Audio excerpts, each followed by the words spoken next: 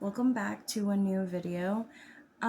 Today I bring you, I think we have 26 TikToks that I would like to show you and react to or discuss about. Basically, I also want to bring up one more time about you guys sending me your stories. You guys can send them on my YouTube if you'd like. I also have a Reddit as well. So if you guys would like, you guys can send it to my Reddit. I have it actually in one of my posts. I have the link in there so you guys can go and click on it. Yeah, I'd love to hear what you guys have been through, what creepy, weird stories you guys have. I'd love to read them for you. For my next video, actually, I have a couple of things coming up. I have reached out to a couple of people online and I've gathered some different stories from them. They've gave me permission to read them. So they'll be watching my channel, and so they will, just love to hear everybody's opinion on their stories as well, what you guys think happened to them. So that's going to be really, really, really interesting. I'm really excited about this, but I am also excited about this story. So please subscribe, like, share, comment, and yeah, let's get into the stories, shall we? Hi friends, my name is Liera, and I lived in my own horror movie for 3 years. I want to get into part one of that story. I also wanted to say thank you so much to anybody that commented or liked that video or followed me because of it. The fact that people care about what I have to say at all about anything means so much to me, honestly. So, it made me so happy. So thank you so much. If you like ghost stories, the paranormal, the unexplained, anything like that, give me a follow. I'm going to get into this story. It's not all my TikTok is about, but it's definitely going to be my main focus for a little bit. If you like it, stick around. I want to give, though, as part of part one, I want to just give a tiny bit of backstory real quick. I feel like it's important just to kind of set the scene. And it just it adds to the story. So, and then I'm going to start with kind of like the small things, the red flags that were missed, the small things, and then how they progressed into the big things. The big things, like I said, I'm going to kind of do like story times with those for sure as well. But to start off, so until I was 11, we lived in the house I was born in. I have 2 older sisters and 2 parents, and we lived in that house. Everything was great. Nothing weird ever happened there, whatever. We moved out when I was 11, and we moved into a super tiny apartment, and it was above my grandparents. So for that reason, I loved it because I could run down and hang out with my grandparents, but it was too small for us. Now at this time, my older sisters had both moved out, so they weren't in the house. So the apartment was just me and my parents, but it was definitely too small for the 3 of us. So once the lease was up, we needed to leave. Now this was like 2006 or 7, 2000, I think 2007. Money was tight. The recession was about to pop up. So we needed something really fast. And lo and behold, we find this huge house that is dirt cheap to rent per month. First missed red flag. Why was it so cheap? Didn't really need any repairs. It was a nice house. I mean, it was weird. Now, here's the biggest thing about that house is it is a church parsonage. I'm going to make a video too. I want to show you guys pictures, and I also want to go down to the house itself. I live literally 4 minutes away from it, and I want to film so I can tell you guys stories and kind of show you, because one involves a window, something that we saw from outside. I want to show you guys that window so you can really see what I'm talking about. But anyway, we go to look at the house, and first immediate red flag. The upstairs is much dirtier, dustier and everything than the downstairs is. And my mom or dad mentioned something about it to the person that was showing us the house. And they were like, sorry, I got a weird back cramp. And they were like, oh, the guy who lived here before barricaded the stairs and never went upstairs. Now there's 2 bathrooms in the house, but there's only one with a shower, and that's upstairs. So the downstairs bathroom only has a toilet and a sink. So he went to the lengths to not go upstairs, that he would go other places to take a shower. Why we thought that was normal is beyond me. it makes perfect sense in hindsight because most of every, like, most of the terrifying, awful things happened upstairs. So, I mean, I get it. I'm so curious what he saw to eventually get him to that point, but I can take a wild guess. So anyhow, first missed red flag. Well, other guy never went upstairs. Second red flag, my dad and I are walking up into the attic, and so you walk up, it's like 4 steps, and then like a little kind of cubby on the side. You can open up the door. A person would fit in there, but you know, it's kind of small, whatever. I don't know why I said a person. That sounded creepy. But anyway, then you turn, you're on a little landing, and then you go further up the stairs. But in between the stairs here, there's like a slanted wall. So if you were coming down the stairs or up the stairs, you could jump onto this slanted wall. Why you would do that, though, I have no clue. But there were like shoe prints in the dirt, like sliding down this wall. Now, that could be explained, I suppose. Somebody could have been painting. That's about the only reason I can imagine you would be on that little wall, though. There's not another good reason. So that was bizarre. We get up into the attic, and there's 4 rooms in the attic. So there's one right in front of you, one right beside that, one down this hall, and one down this hall. Now, the one that would have been right to our left had a big window in it, and it looks out onto the street. The people that were showing us the house told us that nothing was left there, that they had checked it, nobody left belongings, nothing, absolutely nothing, 0 belongings. There was a rocking chair, like right in front of this window. Now, again, I guess that's not super weird, although it is weird to me because there's multiple windows in the house. Like, why are you looking out the attic one? But regardless, it also explainable. But the rocking chair was like weird. We kind of looked at each other like, okay. That's about it with the attic. We then go down to the basement. This is where I know for a fact, like, we both felt something and we didn't say it to each other. But I remember looking at my dad, and now my dad, here's some backstory. He was a preacher at the time. He is not scared of anything, really. He's like the toughest, bravest guy I know. And we walk down these basement stairs, and I will never be able to put into words the feeling that I felt walking down those stairs. It was like this heaviness that I could physically feel my chest getting tighter, and like I can almost feel it as I'm describing it right now. And just like the air almost being sucked out of my lungs each step I went down.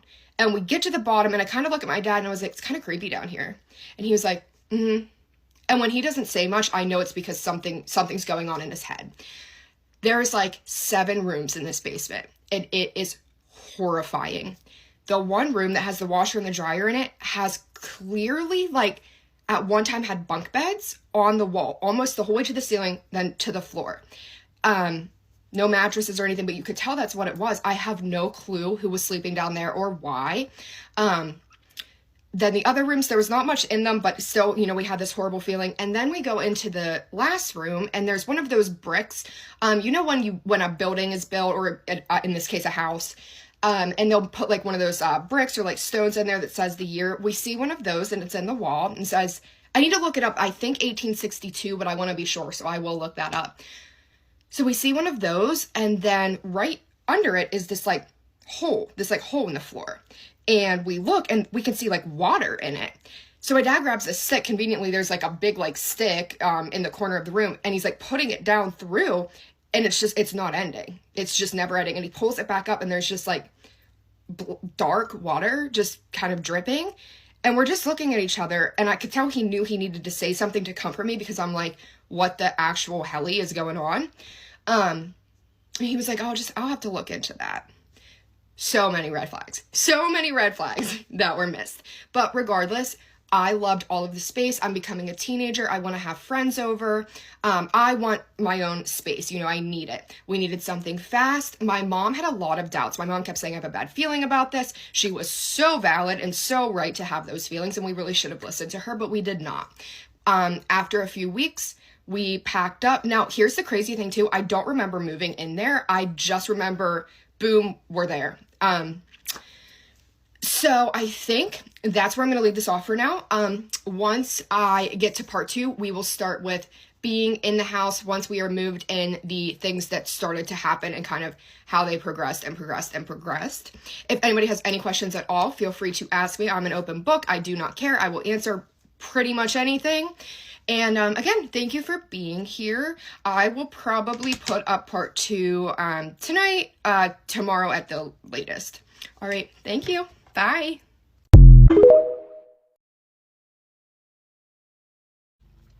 Alright guys, it's Liera, and you are back for part 2 of how I lived my own horror story for 3 years. I look a complete mess. Ignore my hair, please, begging you, it'll get fixed soon. Anyhow, so where we left off, we had just officially moved into the house. Now, I would say for about 3 weeks, probably 3 weeks to a month, nothing happened. Nothing major happened. What I will say, though, is from the moment I stepped in that house until the day that I left that house for good, I never, ever, ever felt alone. I constantly felt like I was being watched. The amount of times I'd be like looking over my shoulder, looking around, thinking I like heard something behind me. And you know when like, sorry, a freaking telemarketer called me. Anyway. So you know when somebody walks up to you and they, you can like feel like warmth from them or like the air of them like moving? That would happen to me all the time. And sometimes it would be freezing cold air though. Sometimes it was warm, sometimes it was freezing cold. And it constantly felt like somebody just like walked up and like was watching me, was with me. Turns out my parents always felt that too. They just didn't tell me, but they felt the exact same way. So that went on for a few weeks. And then the very first thing, I will never forget, the very first thing that happened, the room that I had moved into was huge and it scared me at night. It was so dark. It was so big. I couldn't see. My bed was towards the front of the room and there was a bunch of rooms still behind me. It's kind of like L-shaped like this, a wall. My bed was right along that wall and then the rest of the room was behind me where the closet was, dresser, all of that. So it scared me. It was expansive and I was used to a very small space. At this point, I never really had cable. I didn't watch much TV, but I begged my parents, can I please have a TV in my room? And they were like super anti-TV in the room. But I was like, I just need the light, the sound, something to make me feel like I'm not alone in there or, you know, whatever. My dad finds this old TV and it's like tiny and whatever, but he's like, you can have this in your room. It had like 3 channels on it and they were news channels as far as I knew. It always just seemed like the news. So couple nights with the TV, everything was fine. And then probably on the 3rd or 4th night of having the TV, I was in a dead sleep and I wake up because mass, like Catholic mass music is blaring on this TV, on a channel I did not know existed. And it was like a funeral and they were singing. Now, I did go to Catholic school, but I'm not super familiar with Catholicism. So I don't know like what they were saying, but it was like, like the repetitive, like monotone little things, but it was blaring. I did not know this TV got that loud. So I get up and I'm like trying to turn it down. I'm trying to turn it down and it's not turning down. It's not turning down. I'm like, what is going on? And then boom, the TV just shuts off. I got the sickest feeling in my stomach. It really didn't sit right with me. I was like, what in the world was that? Sorry, I get anxious talking about this. But I told my parents in the morning and they were like, what's an old TV? Like, it's going to do weird stuff. So I'm like, okay. That situation ended up happening until I finally just got rid of that TV for good. It happened for months. I would just wake up randomly and that station would be blaring. I could never find that station. When I would try to go through the channels, so there was like 4 of them. Like I said, there was like 3 or 4 of them. I couldn't find that channel. But somehow, right around 3 a.m., every single night, it would blare. Unsure. But I chalked it up to, it's an old TV. Next situation that I remember happening all the time. Now, remember, this was like 2007, 2008, so we still use stereos. And I had a big stereo, and to turn the volume up and down on it, you literally had to turn a knob on the front of it. That's the only way you could turn it up and down. And I would be getting ready and have my stereo on, and it would just start to blare. Then it would just go way down. Then it would blare. Then it would go way down. Then it would be back to normal. And I didn't think much about it the first few times that it happened. And then I looked back the one time, and I didn't see the knob moving, but I did see the numbers going up. So it would be like 41, 42, 43, like volume-wise, and then go back down. So the numbers were moving somehow. And I tell my parents, well, it's an old stereo. So, again, excuses were made. The third thing that I remember happened, and keep in mind, this is in like a 2 to 3 month period. So this is happening like back to back to back. Every day it's getting worse, and I'm getting more and more scared every single day. I really want to find you guys pictures of the inside of the house, because I wish you could like picture what I'm saying about my room, but it's kind of hard to explain. I'll try. I'll see what I can do. So one night I am asleep and I'm in my bed, and like I said, there's all the room behind me, the bed's here, the door's like kind of right at my feet. And by this point I didn't have the TV anymore, so I was still scared of the dark. So I would sleep with my door about halfway open, which I had never done before. My parents are like, fire safety, you should keep the door closed when you're asleep, but I had to keep it halfway open. I needed some light from the hallway to come in. It was the only way I could fall asleep at that point. So I'm in a dead sleep, and you know when you're about to fall asleep and then you have that like feeling like you just fell, and it like jolts you awake? I had that, but instead of feeling like I was falling, it sounded like somebody screamed, "Hey," really loud, but it was like it came from my head almost. It's hard to explain it. Like, it didn't feel like it was somebody in the room screaming. It was like coming from me almost. And I sat right up and I looked at the door, and you know when somebody like stands in front of a light, obviously it's going to block the light. I could tell that the light was being blocked by something. So I was thinking, you know, are my parents in the bathroom? The bathroom was right across the hall. And I could tell that it was being blocked by something smaller than my parents. And I'm looking and I'm looking, and I'm like, is it my dog? Fun fact, our dog refused to go upstairs. Refused. She would put a paw on the stair to try, and she would look up, and then she would take her paw back down. There were times she would stand at the bottom of those stairs and growl. And like that man that had lived there previously, he never went upstairs. She refused. I would beg her. I really wanted her to sleep in my room. She would not go up those stairs. Ever. Ever. So I figured it wasn't her, but I leaned out and I looked. And this is going to sound crazy, and I know it's weird to explain, and whatever, especially if you've never experienced it, but I saw the shadow, and I just immediately knew it was like a little kid. It wasn't necessarily like human form. There was no face, like I couldn't see clothing, nothing like that, but the way the shadow was, I knew, I could just tell. And it turned towards me. I could tell that it did. And then it moved and it went down the hallway, and it kind of just disappeared into the attic door, because the attic door was in the hallway as well. And I remember knowing at that point, like, either I am going completely crazy and something is really severely wrong with me, or this house is truly, truly haunted, and I'm so scared it's going to get worse. I tell my parents. And they're like, well, you woke up from your sleep and maybe you were dreaming. Maybe it was all a dream. Maybe you were just, so tired that you just thought you saw a shadow and whatever. Okay. I'm not explaining it away at this point. I'm done with the excuses. Like, no, something's going on. The day after that happened, that night that I saw the shadow and it went into the attic, the day after that happened, I was opening my closet. Keep in mind, we're living here at this point about 4 or 5 months. I had been in and out of this closet a million times, getting stuff in and out of this closet. The day after that happened, I happened to notice on the inside of my closet door, in plain view, I don't know how I ever missed it. You know when you measure a kid, like on a door, you get a little pencil and then you measure them the next year and the next year? There was one of those on the door, and the name was Mary Jane. And it started when she was 3 and it ended when she was 8. And I showed my parents and I'm like, look, like, look at this. What if something happened to this little girl here? And I'm like, it ends at 8. And they're like, she probably just moved, which, valid point. But the fact that I saw it the day after that happened really stuck with me. I felt like I was meant to see it. I ended up seeing that it sounds insane to say that little girl, but like that particular shadow, I'm sorry, I'm trying not to sound insane. It didn't really scare me all that bad. And that's another reason I knew, like, I think it was just something trapped there that wasn't evil or malevolent.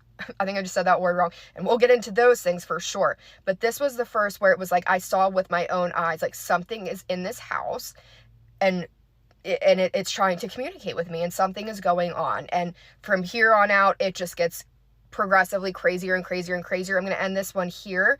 I really want to talk though about that room that I was in. I only ended up staying in that room for about probably the first 5-6 months. Shortly after I found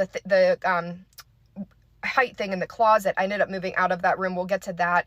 That room was one of the worst rooms in the entire house, and I really want to tell you guys about the nightmares that it would give you, to the point people were acting things out that had never slept walk, had never slept talk. It would put the deepest, darkest nightmares into your brain. The worst nightmares I've ever had in my life I had in that room. Same with my sister, same with my mom, same with my dad. So we'll get into that next time. Thank you for listening. All right. Again, ask any questions, leave a comment, leave a like, follow. Bye. Thank you for watching. So, in our TikTok videos, the first person I want to talk about is this girl, Liera, and she gives us a part 1 and a part 2, and I put both the videos in the list that I made of TikTok scary stories. So, I want to say, first off, I found it weird when she mentioned the house was dirt cheap for the price when her parents bought it. And so the only reason why the house could be, cheap at that price could have been it needed repairs. It had to, get some work done around the house, and that could have been the reason. When they sell it cheap like that on the market, that's usually one thing it could be. Or it's also could have been a foreclosed house. That's also another reason why a house can be dirt cheap. But the last reason it could be is if somebody was passed away in the home. Now, if this was one of the cases, which I think it could have been, is if somebody passed away in a home, the realtor is supposed to tell you about it. And if they don't tell you about it, then they could be legally in trouble, I think. Correct me if I'm wrong, in the comments. But I think legally they have to tell you because you're buying a home or renting a home. You have to sign papers and stuff like that. And they have to tell you about this house. And of course, I found it funny that the realtor told them about the previous person who lived there. No problem at all. She mentioned that. But, that was crazy in itself. I mean, the fact that the guy who lived there before this family, he legit barricaded himself off from the upstairs rooms and staircase and lived in the whole downstairs. The living room. I don't know, there probably was a few bedrooms down there, I imagine. And then there wasn't even a full bathroom down there. So the guy literally had to suffer and wash up in the kitchen every time he needed a shower. So I can imagine how hard and difficult that was for that man. But I want to know what he saw that scared him that bad to the point where he barricaded himself downstairs. And honestly, maybe why he put up with it and did not run away and just leave the home and legit just ghost the house. No pun intended. But I wonder why he didn't is because he didn't want to break the lease. I mean, I think they're renting the house. Maybe the guy rented it as well. Or maybe he bought it and he just sold it to this family. I don't know. But I found that kind of sad that he just didn't run out of the house. He just stuck it out until the very end. I find that really heartbreaking that you couldn't just leave an uncomfortable situation like that. So we move on to the father and the daughter going up to the attic to look around, check things out. And the realtor mentioned that the other family has gotten all their stuff. There's nothing left. The other families grabbed everything. There's nothing up in the attic. Golden, right? So tell me why when the dad and the daughter go up to the attic, they're checking the different rooms and they notice in the giant window facing, looking out, right there is a rocking chair just staring out to the streets in this big window. Of all things, like, a rocking chair just happened to be looking out the window like that. And my initial thought, was, well, maybe they wanted to turn the attic into a loft area, a gaming room, a bedroom, something. I don't know. But the more I started to think about it, to me, that rocking chair, maybe there is a ghost, and the ghost happened to like sitting in that rocking chair, and somehow maybe the ghost put the rocking chair in that window so it can sit by the window looking out at people, and I don't know, for the fun of it, to scare people. I don't know. But can you imagine being on the street looking up in that attic window and just seeing a rocking chair rock back and forth and just see somebody sitting in there? Like, that would scare that would scare me, and I'm just picturing it. It's terrifying. Anyways, so we move on to the dad and the daughter walking down to the basement, and they mention that there's so much room down there. Like, the whole house is gigantic. It's huge. Like, there's massive amounts of room, tons of rooms, which is good. Plenty of rooms. The basement, though, has like 7 bedrooms down there that you could turn into bedrooms, and that's just wild to me. Like, that is so much space. And so when they're down there in the basement, of course she gets this uneasy feeling that something is wrong, and she feels weird about it. And then she looks over to her dad and notices he doesn't feel well either. Like, obviously, he's a man. Some men don't talk about their feelings, and women know that. So it's just funny that he sensed it too. And right there, they both should have left the basement. Clearly, something was down there with them. Like, something trying to get at them. So I found it, like, strange that when they found that, like, gross liquid water, and the dad was, like, taking a stick and pushing it all the way down in the water, and the water just never ending. Like, there was no bottom. And that right there was so gross and weird. Like, I want to know, like, where did the water come from? Like, where is it coming in to the house? Like, where is it coming from? Like, outside? Like, where is this water, like, seeping in from? Like, it's wild to me. Speaking about that water, how dark and gross and, like, black it was, to me, that is a sign that an entity could be living there, or multiple entities.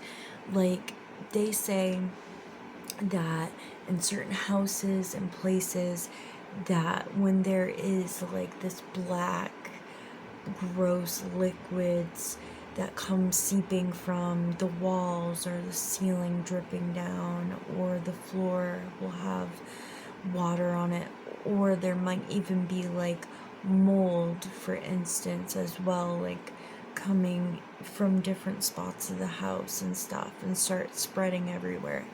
They say that when that happens in places and houses, that that's a sign of an entity staying in your house or a place. Like, it's a sure sign. So that right there was super, super telling to me. I think my house is haunted. Let me explain. So, my son is 3 years old, so we still have a baby monitor in his room, so that way we can hear him if he wakes up in the night or if he needs something. And so, night before last, everything was good, fine, and dandy. we put him to bed. We went to bed. Everybody was fine until 4 o'clock in the morning whenever my husband heard him talking. And so he woke up and checked the baby monitor, and he's like, who is he talking to? And he's watching him, and then he hears a woman's voice talking back to my 3-year-old. He does not have a TV in his room. Our baby monitor is not connected to Wi-Fi, so there shouldn't be any way for somebody to hack it and be talking to him through it. But he was having a conversation with a woman. So my husband went up there and, checked around his room, and he was like, hey, buddy, are you okay? Were you talking? And he was, still half asleep, and so he didn't really register, what my husband was even asking him. He checked around his room. There was nothing there. He's like, okay, that was really weird. So naturally, that kind of freaked me out a little bit. And so the next day, we were at my mom's house, and I was talking to my son, and I was like, buddy, who were you talking to this morning before your dad came into your room? This child looked at me, and he said, there was a person in my room. Sorry, what? I was like, what do you mean there was a person in your room? He said, before Daddy came in, there was a person in my room. I said, buddy, was this a man or a woman? He said, there was a woman in my room. I said, okay. And I said, well, how did they get into your room? And he said, she came in through my window. I said, what do you mean? He said, she came in through my window and woke me up. And I said, okay. And I said, do you know this woman? And he said, no. And I said, okay. I said, well, did she have a name? And he said, yeah, but I don't remember it. And I said, okay. And I said, so she just came into your room? He said, yeah, before Daddy came in, she came into my room and woke me up. So I got in zero sleep after that whole fiasco, because I'm listening out for any little sound that sounds even out of place in my son's room. Because of this, I don't know who or what it could have been that woke him up. And, I know children make things up and they tell stories, and, I'm used to that from him. But my husband hearing the woman's voice is the actual issue here, because where would that have come from? So, yeah, that's why I think my house is haunted. Next TikToker that we're going to talk about, her name is Just Bree, and she has a child, a little son, who woke up one night, and to the mother's surprise, this is not what she was expecting. Now, please leave in the comments down below what you guys think it could have been. So I called this either the real life monster or a paranormal monster. It's for you guys to decide. So I found it really creepy, bone-chilling, that either this could have been a human being, a monster, a real-life monster, sneaking into that child's room to get him, or it could have been a paranormal monster coming in to get him.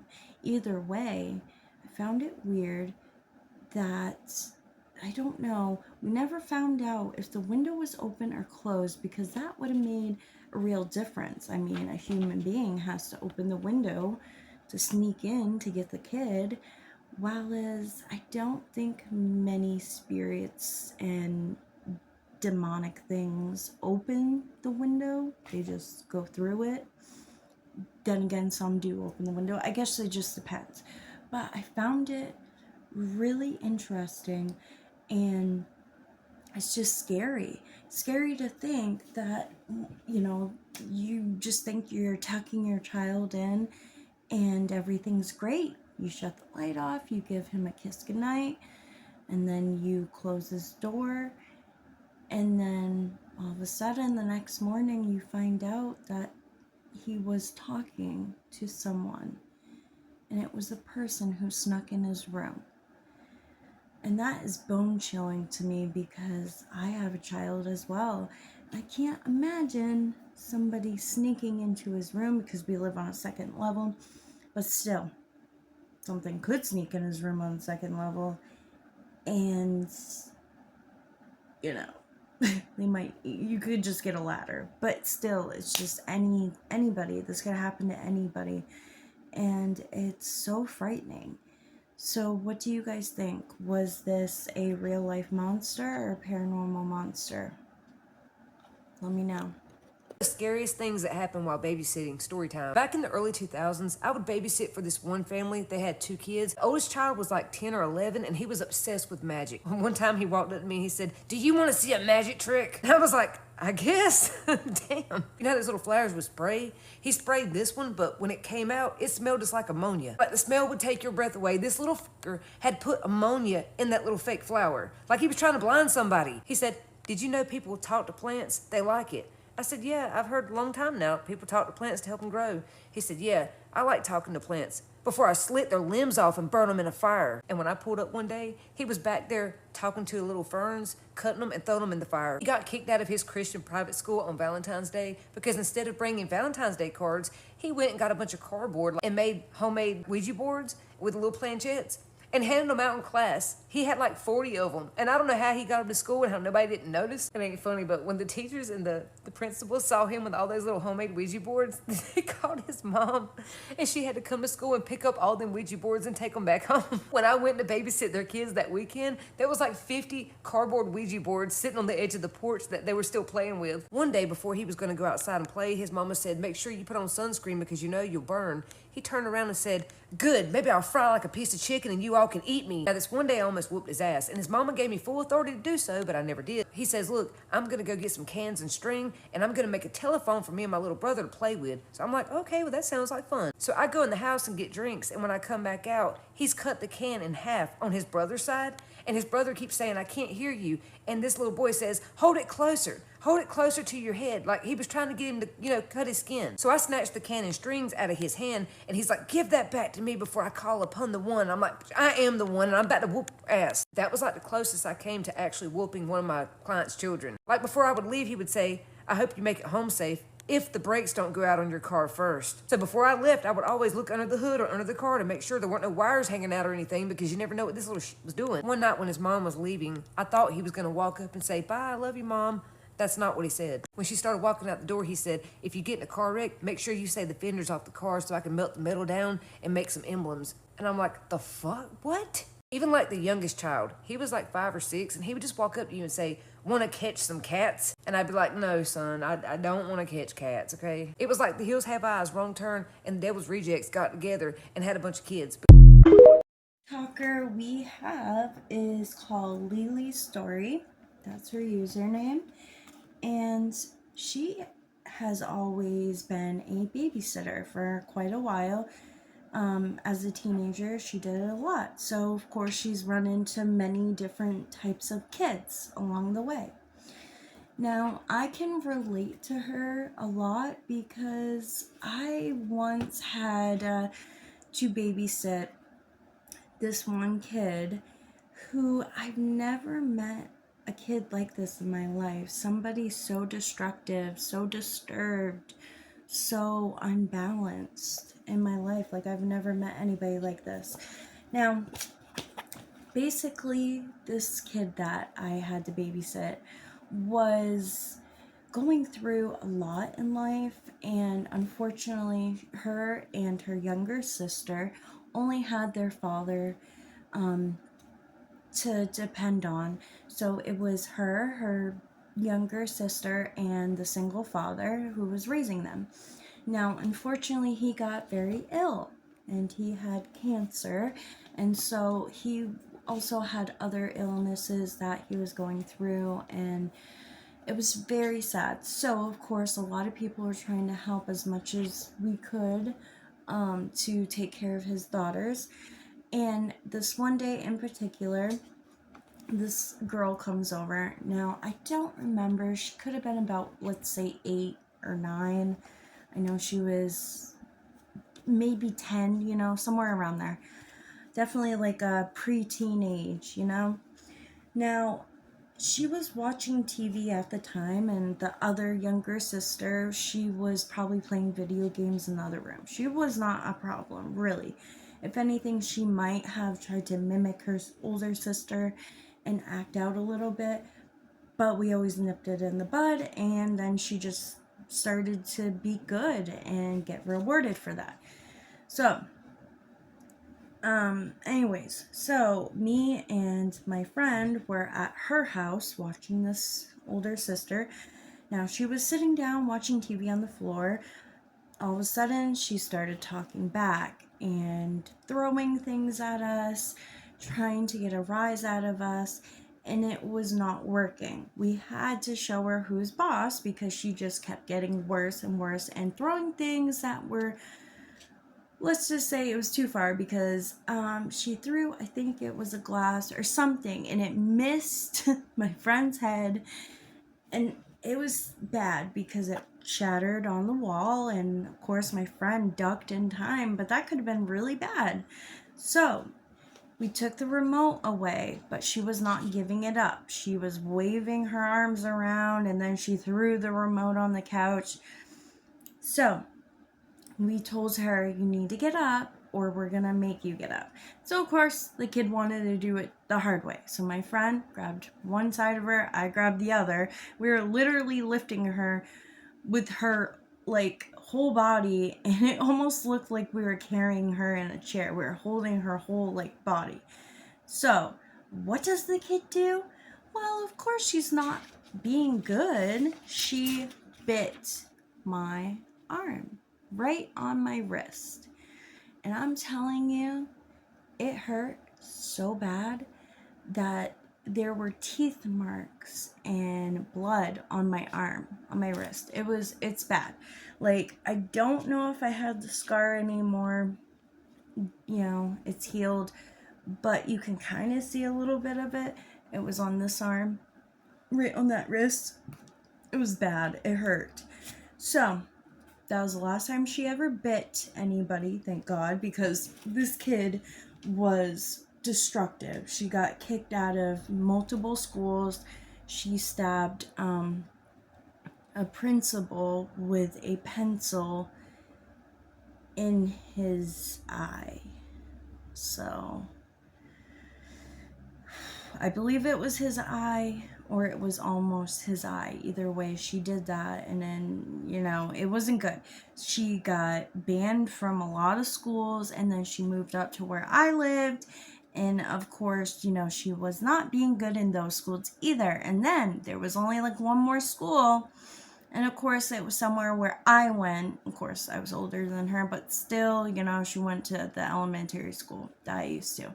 Thank God that she grew out of this. She started to become a better kid, do better in school, and calm down. But she was very self-destructive. They took her finally to get help and everything because she was just hurting everybody. And of course, I think she was hurting inside as well. So that was the end of that. And so I can see where the Lily's coming from, because I get it. I understand, because there are kids that are hard to babysit, that are just out of control, that, you know, a babysitter cannot fix these kids on their own. They need guidance from, you know, other professionals. So I get it. And I think, you know, she did the right thing by stop seeing these kids after so long, because it was dangerous. I mean, the kid even like told her that, be careful, I might have cut the lines on your car. And then, I mean, the little part about him cutting out Ouija boards, making himself bring them to school, I mean, it's kind of funny. Yes, it is. But him trying to hurt his younger brother, and the little brother almost cut his skin. Like, that could have ended so bad. So I'm glad that Lily was there to help them. So moving on to our next story. Y'all gotta hear this creepy story that happened here in the Appalachian Mountains in eastern Kentucky. This story was sent to me by one of my followers. As children, we were always told to come home when the porch lights come on. If you hear or see something, no, you did not. And never answer to your name being called when you know you're alone, even if the voice sounds familiar. I was scared of the dark and never much of a rule breaker when it came to the woods, especially at night, and I knew my rules about the woods. But as an adult, I got a little more curious, and I love to take hikes and walks, especially in the Moorhead area. My mom and grandparents who were from the area would always warn me when I went to Lockagee that I needed to be safe and stay vigilant. Lockagee is a popular rock formation near Cave Run Lake. It's known for apparent cult activity. One day, me and my friend and my second born, who was 2 at the time, were wasting time in Moorhead. My friend had never been to Lockagee, so I told him, let's take a ride up and I'll show you where it's at. As we were driving by Lockagee, I started to tell him about the rumored cult activity that happened there. It led me into talking about another location in the area that was rumored to have cult activity. This place is called Clack Mountain. He said, well, while we're out, why don't we just drive there too? I couldn't remember exactly how to get there because when I went, I wasn't the driver, so I put it into GPS. It showed that we were really close to it, but in my mind I was thinking, I don't think that Clack Mountain was this close to Lockagee, but it had been a few years since I had been, so I was thinking maybe I was just wrong. Not even a quarter of a mile down the road, it tells me to turn left onto this small one-way gravel road. Now, as soon as we turn onto this road, I'm thinking something isn't right, this ain't familiar. So I give myself enough time to find a spot to turn around. Again, this is a one-way road, so if you met someone, you'd have to either hit the ditch or reverse it all the way back out. Finally find a good spot, and I hear my friend say, do you see that? I glance up quickly and see what looks like a really large crane. It was black, and I mean like black as slate black. Its wings were so big, it looked as if it had a cape over its shoulders. It had to stand every bit of 8-9 foot tall, and although it was very bird-like, it also looked humanish. I looked back down and focused on getting turned around and getting us out of there, because I knew even if I did see whatever that was, no I didn't. My friend and I remained completely silent until we made it off of that gravel road. Once we hit the main road, it felt like the tense energy just completely left. My friend asked me what was that we just saw. I told him I didn't know, but I thought that it was best that we pretended like we never saw it and never go back. I haven't been back to Lockagee since. Let me know what y'all think about this story in the comments. If you have a creepy or scary story or unexplainable story that you want to share with me, go ahead and send it to my DMs. Or you can email it to me at allyshaysworld@gmail.com. I'm going to try to upload another video or two today. It's been so fun going through y'all's stories. Don't worry, you can remain anonymous if you want to. Love y'all. Guys, so obviously I changed my clothes, as you can see, so it's a different day I'm filming this.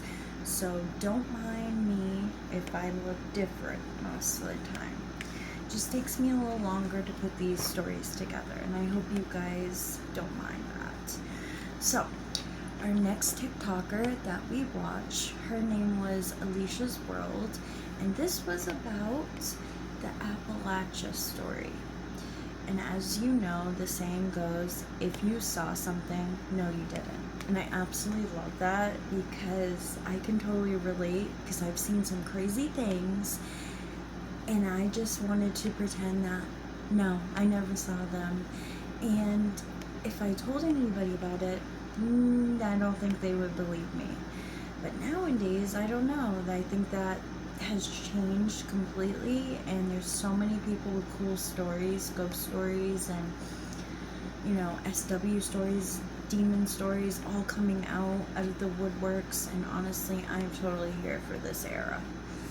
So basically, to be honest, knowing that there was cult activity out there, that is when you don't go on a ride, period. Okay? Because you are stepping into their territory and you have no clue what you're messing with. To me, when the GPS was not working right, and it was working, but it was taking them a different path that she doesn't remember it the same way the GPS is. To me, she should have stuck with her gut instincts and gone the other way, the way that she remembered it.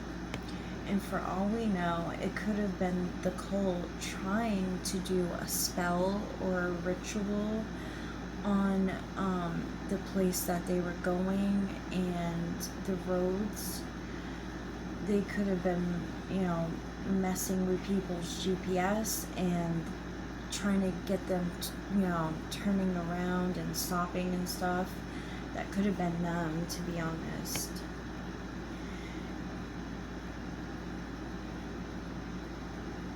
So that it would have made it harder for them to leave, in my opinion. And the thing that they saw, I don't know if you want to call it a bird. I think it was some sort of entity or something.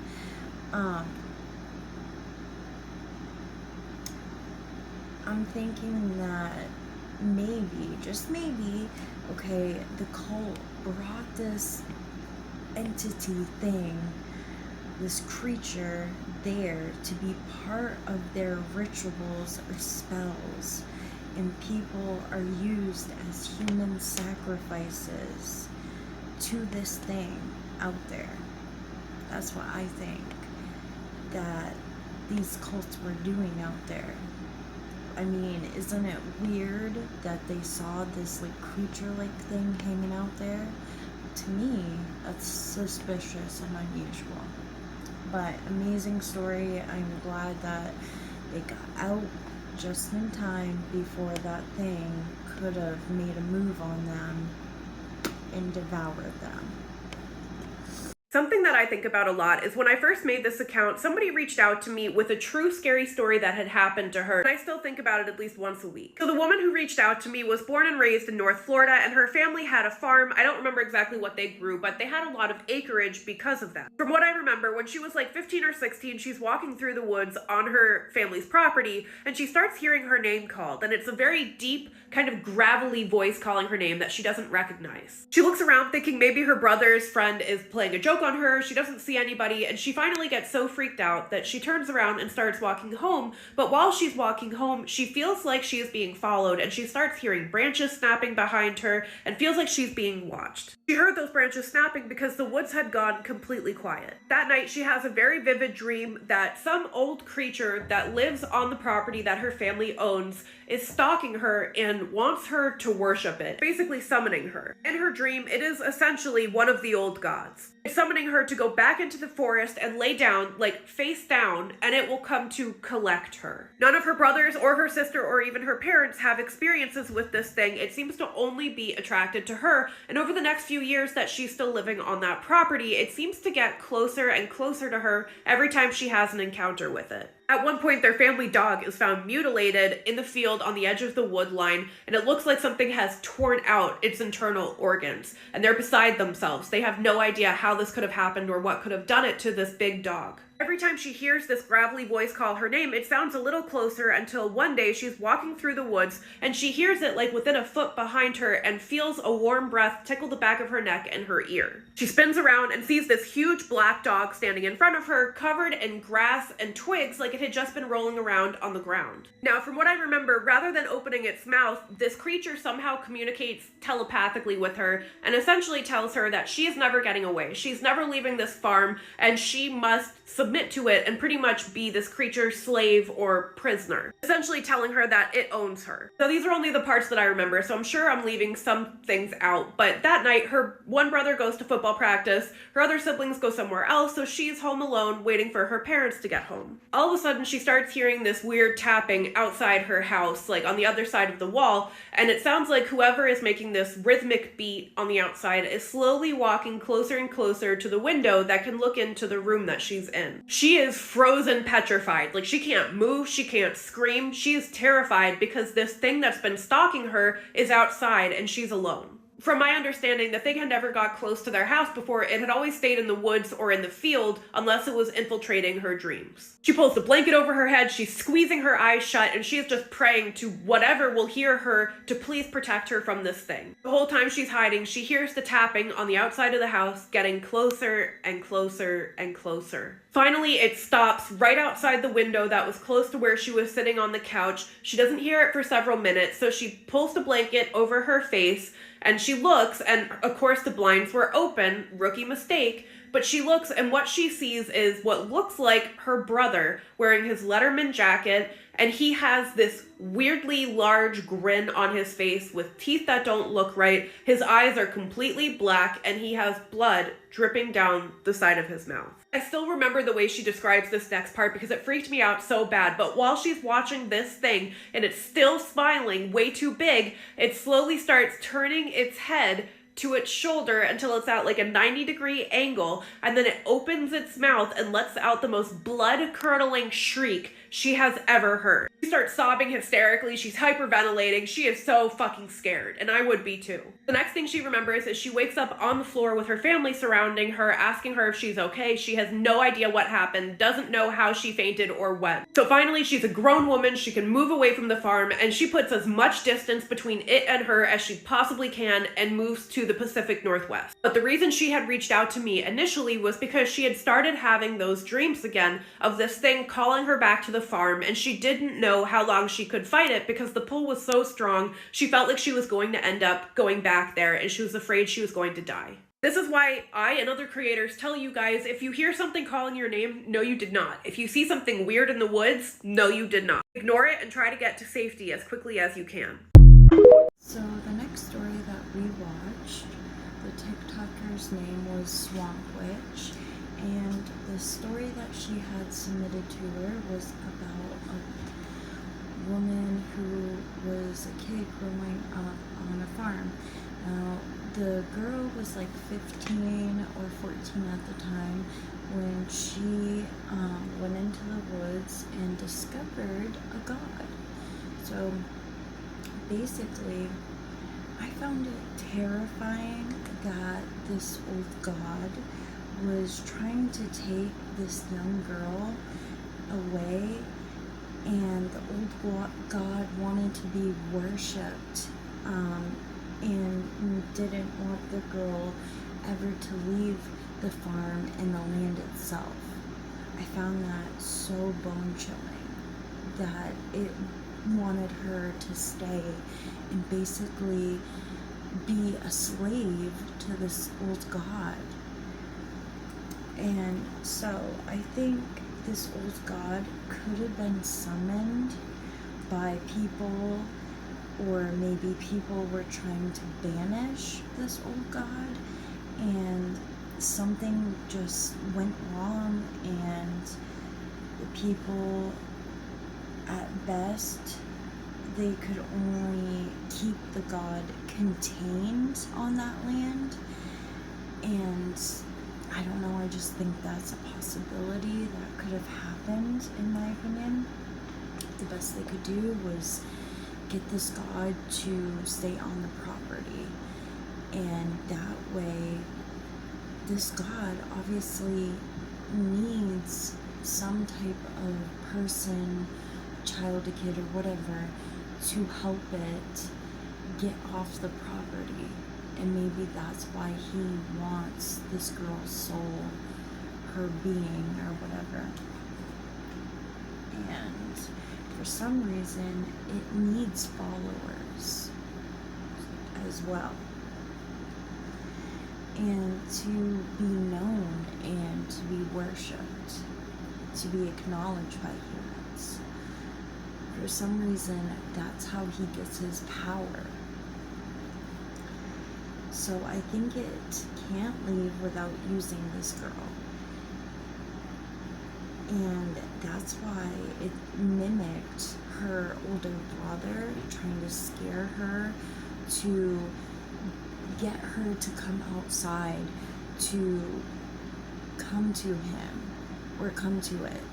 And she was trying to fight it, and when she did the right thing, you know, she finally left when she was old enough. But now she's obviously struggling and wanting to go back to the farm. And if she goes back, I really think this thing will somehow get its hands on her, and it will finally be free and released to the, world. And that could be horrifying and bad. So I hope she finds a way to not have to deal with this anymore. And, I hope she's okay. So I have a scary story time that I highly don't recommend for you to play out in the open. Put your AirPods in, put your headphones, whatever you have to do. Just don't have this playing because it is very dark and you may call upon something you may not want in your space. The person who submitted this wishes to remain anonymous. For the sake of the story, we're gonna call her Nelly. So this story took place about 2 years ago, right at the peak of pandemic time. Right around that time, Nellie and her son would wake up with scratches all over them. The scratches would always come in threes. They would also hear knocking at night that also came in threes. You guys all know what the three means. The Father, the Son, and the Holy Spirit. This is the D word mocking the Trinity.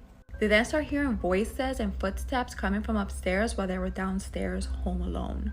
The final straw was when Nellie's son told her there was a painting on the wall that was moving, so she decided to take it down, only to turn around and find that same painting set in the middle of the room with her sweater balled right on top of it. At this point, she decided to get some professional help and reached out to some paranormal investigators. At first, they came to her home to interview her to make sure that she wasn't having a mental breakdown and also to try to debunk some of her claims. After they were assured that she was perfectly fine, they decided to set up an investigation and told her that they would be back within 2 days. In those 2 days from the time the investigators visited the home, the activity in the house amped up drastically. The morning that the investigators were set to arrive, Nellie decided to drop her son off at the babysitter's house. Now, anytime Nellie spent time at that house, she always had background noise playing because she was always afraid of what she may hear. Being that they were getting ready to leave, everything was off in the house, and as Nellie was upstairs just finishing up with getting ready, she hears a woman's voice talking to her son downstairs. She yells down to her son and asks him who he's talking to, when she clearly hears a woman's voice say, "Don't tell her." Immediately, Nellie ran downstairs and went to grab her son. Now, her son is normally a very calm and sweet boy, but the minute she picked him up and said it's time to go, he completely lost it and had the biggest tantrum of his life. She practically had to fight to get him into the car. His arms kept wailing. He kept trying to do everything in his power to prevent from leaving the house. Finally, Nellie had to set him down. The minute she set him down, he ran to the garden and picked up a flower. And in the creepiest voice possible, he said, "We have some visitors coming. I have a gift for them." Nellie felt sick to her stomach. She picked him up and put him in the car. When they were about 30 seconds down the road, it was almost like he snapped out of a trance and he went back to his normal self. They both ended up going out to eat. When they were out, Nellie's son did not mention anything about what had just happened. But unfortunately, in the craziness of trying to get her son out, she realized she forgot her overnight bag, which meant that she would have to go back to the house. Now, I'm gonna have to do a part 2 because TikTok took away my 10-minute long videos, so I'll post this right after this. This TikToker that we just watched together was Tate's Ghost Stories. Now, I'm sure you guys have seen her videos. She's pretty popular on TikTok and I absolutely adore her. I love her stories. She's so amazing at telling stories.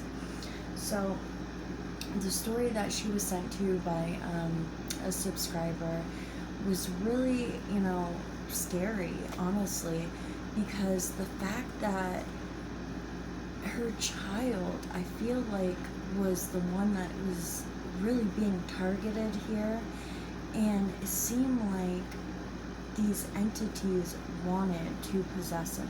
It did seem like one of them or some of them were taking over him in the end of the story, where they were coming up to the kid and telling him not to say anything to his mother, and if the mother wouldn't have gone down, like heard what was going on from the stairs, then she wouldn't have known what was going on. But I feel like the entity almost wanted her to know, or maybe the mother just has some special abilities where she can feel and hear things from entities and spirits.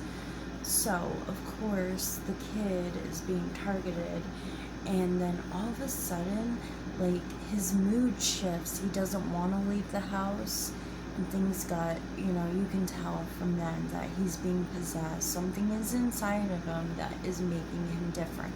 An entity clearly is possessing him, making him sick, making him say and act weird and do things that are not normally like himself. And it was just so scary. And thank God she had professionals coming in there, and they were leaving, and she got the kid out in time, because I can't even imagine what was going to happen if they kept living there and staying there and did not have that house, looked over and had the professionals in there to take care of it. And honestly, if I was her, I'm just saying I would have the house blessed, because usually when you have the house blessed, that makes those things run into the dark because they don't like the light. They always hide from the light, you know? So luckily she got help when she did before things started to get worse for them. And I'm glad they're okay. So let's move on to our next TikTok.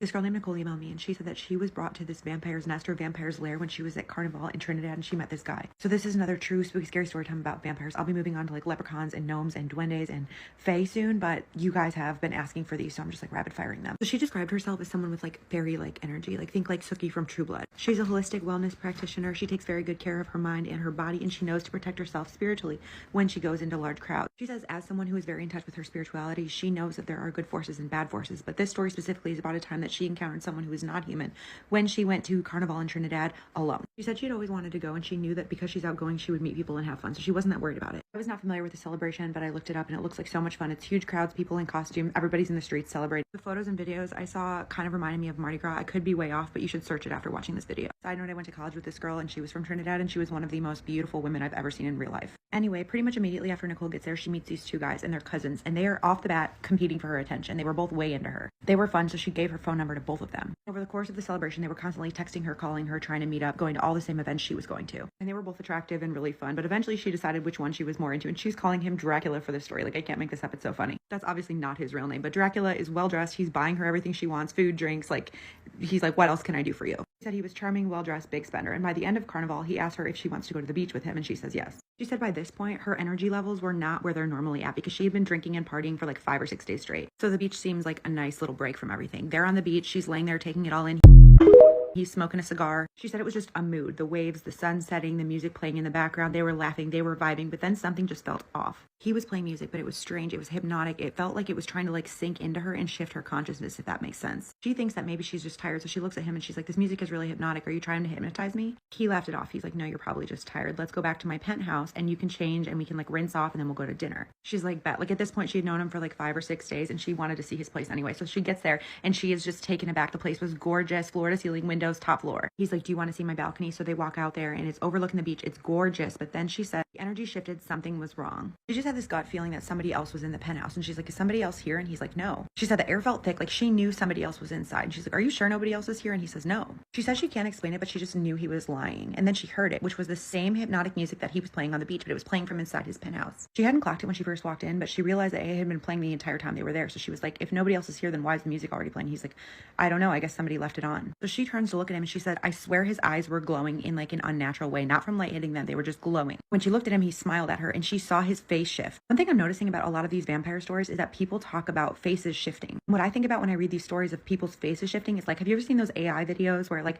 AI is trying to come up with an image or it's like transforming images and like it doesn't seem to get the face right? Like something is just off about it. That's what I pictured when she said his face shifted.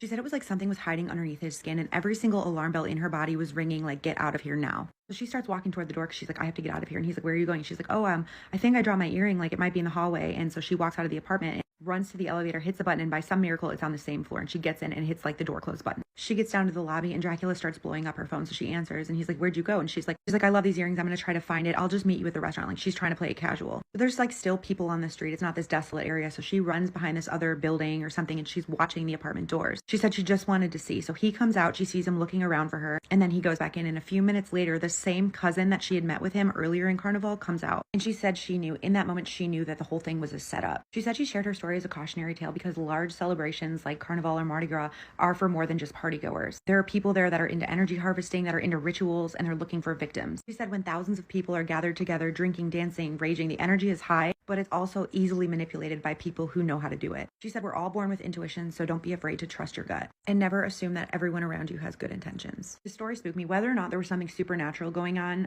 I have my own idea of what I think was going on, but just be careful what you say if you do decide to comment on this because certain comments trigger filters and removals of videos. We've got a couple more vampire stories coming before I move on to the next topic, and I'll add those to this playlist. Also, I'm not done trolling Netflix. You guys should go to their account and comment on their videos and tell them to give me a show.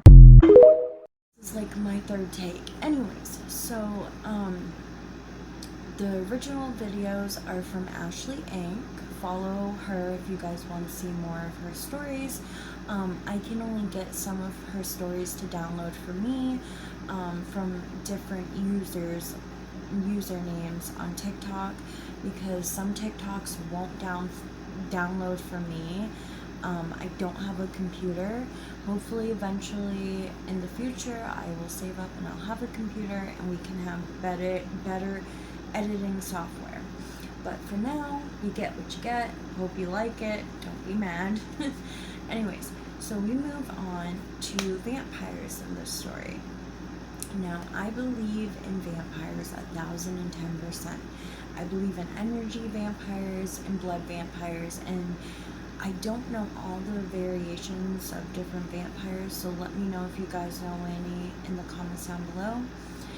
But this story is about vampires, and this woman, she was being hypnotized by this guy right away.